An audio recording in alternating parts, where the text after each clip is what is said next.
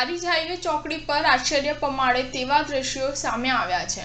ચોકડી પર ખાડામાં ભરેલ પાણીમાં યુવાન નહાવા બેઠો। ટ્રાફિકવાળા વિસ્તારમાં યુવાન નહાવા બેસતા કુતૂહલ સર્જાયું છે। યુવાને ડ્રિંક કરેલું હોવાનું અનુમાન લગાવી રહ્યા છે। જાહેર માર્ગ પર યુવાનની આ પ્રકારની હરકતને લઈને અનેક સવાલો ઉઠવા પામ્યા છે।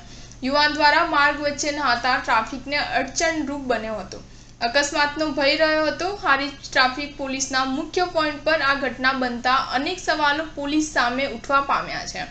યુવાનના કારણે કોઈ અકસ્માત સર્જાય તો કોની જવાબદારી? કેટલીક જગ્યાએ તો જાહેરમાં ઇંગ્લિશ દારૂની બોટલો અને ખાલી દારૂની થેલીઓ પણ મળે છે। આપણા બધાને ખબર છે કે ગુજરાતમાં દારૂબંધી છે, છતાં આ દારૂ લોકો ક્યાંથી લાવે છે? કેટલીકવાર અમુક વાતો પર અવારનવાર લોકોની અરજી પણ થતી હોય છે। કેટલીકવાર વિડીયો પણ વાયરલ થાય છે। તેમ છતાં હારીજ પોલીસ ઊંઘતી હોય તેવું લાગે છે।